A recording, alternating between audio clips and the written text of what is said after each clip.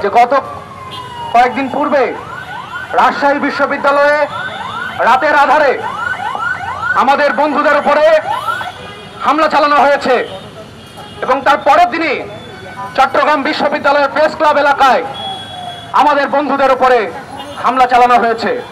সে হামলা চালিয়েছে ৭১-এর পরাজিত শক্তি গণহত্যাকারী সংগঠন এবং ৭১-এর পর থেকে যাদের সুদীর্ঘ সন্ত্রাসের ইতিহাস রয়েছে সেই সন্ত্রাসী সংগঠন ইসলামী ছাত্র শিবির। আরো একটি দাবিতে আজকে আমরা এখানে দাঁড়িয়েছি, সেটি হচ্ছে যুদ্ধাপরাধী জামাত নেতা এটিএম আজহারুলকে তার যুদ্ধাপরাধের দায় থেকে বেকসুর খালাস দেওয়া হয়েছে। কোন প্রক্রিয়ায় তাকে খালাস দেওয়া হয়েছে তা পরিষ্কার করা হয় নাই। না করে সরকারের যারা কর্তা ব্যক্তি রয়েছেন তারা এটিকে বিজয় হিসাবে, বিচার বিভাগের স্বাধীনতা হিসাবে বর্ণনা করছেন। তাকে বেকসুর খালাস দেওয়ার প্রতিবাদেও আজকে আমরা এখানে সমাবেশ করছি। সংগ্রামী বন্ধুগণ, ১৯৭১ বাংলাদেশের ভিত্তি, এই ভিত্তির উপর দাঁড়িয়ে বাংলাদেশ গঠিত হয়েছে। ৩০ লক্ষ শহীদ এবং ২ লক্ষ মা বোনের সংগ্রামের বিনিময়ে আমরা এই বাংলাদেশ পেয়েছি। সেই জনযুদ্ধে যারা গণবিরোধী অবস্থান নিয়েছে, যে গণবিরোধী অবস্থান নিয়ে যারা যুদ্ধাপরাধ গণহত্যা সংগঠিত করেছে বাংলাদেশে, তাদের বিচারে বাংলাদেশে করতে দেওয়া হয় নাই। আমরা যখন বিচারের দাবিতে এসেছি, রাস্তায় নেমে এসেছি, যখনই যে দল এই দেশে শাসন ক্ষমতায় ছিল তারা নানা ধরনের টালবাহানা করেছেন।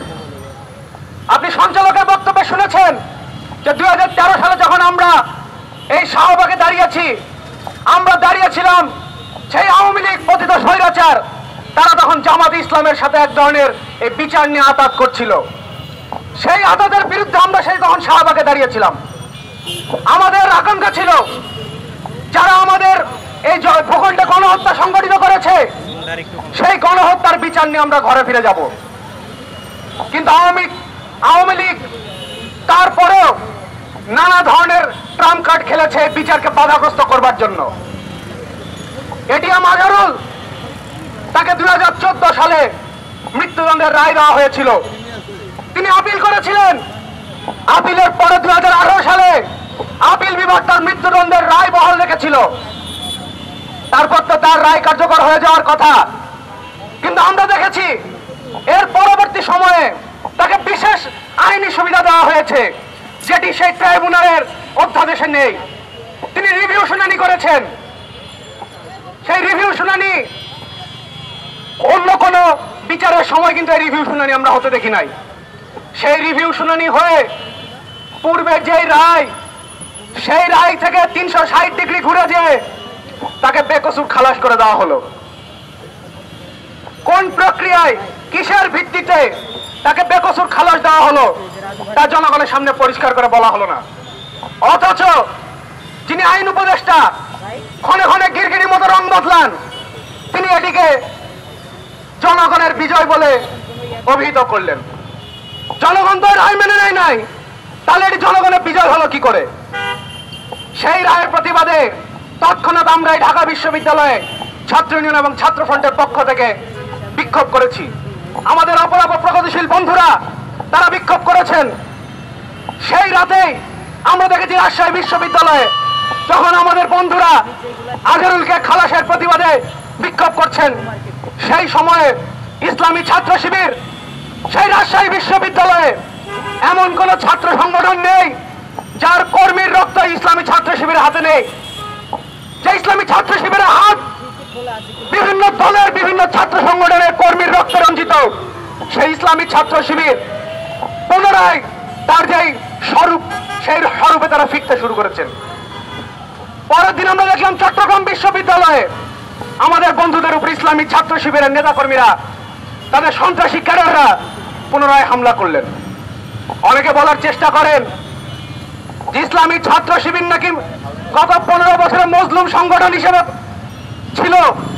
আমরা বলি ইসলামী ছাত্র শিবির কোন সময় মজলুম সংগঠন ছিল না। তারা গত 15 বছরেও ক্ষমতার ভাগিদার ছিল।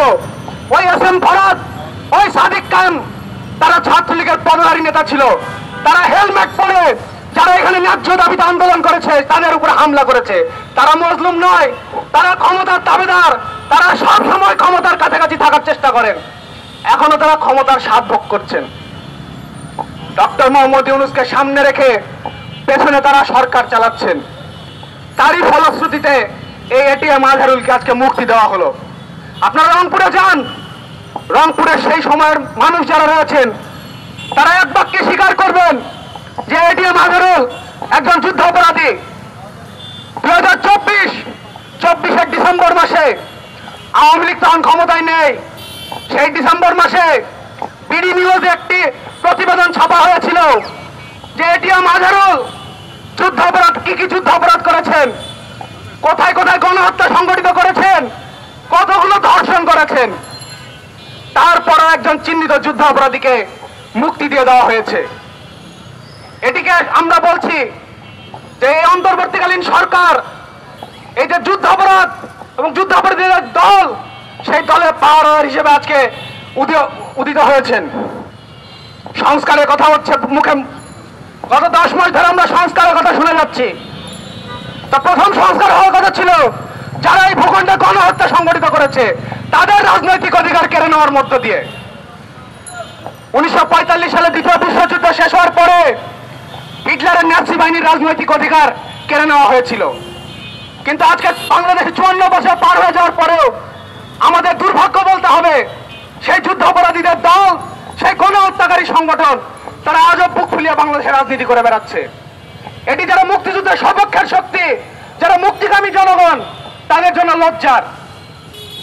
আজ পর্যন্ত জামাতে ইসলামী তার সেই অবস্থানের জন্য তারা অনুতপ্ত হন নাই। তারা বলেন, কয়েকদিন আগে আমরা শুনলাম জামাতের আমির তিনি বলছেন যে 54 বছরে নাকি বাংলাদেশের মুক্তিযুদ্ধের আকাঙ্ক্ষা বাস্তবায়িত হয় নাই। আরে আপনারা তো মুক্তিযুদ্ধই চান নাই, বাংলাদেশই চান নাই, তাহলে আপনাদের কিসের আবার আকাঙ্ক্ষা?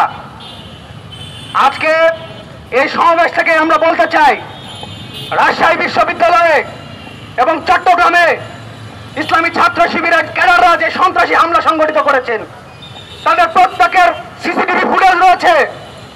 সেটি দেখে তাদের শনাক্ত করে তাদের বিরুদ্ধে আইনগত ব্যবস্থা নিতে হবে।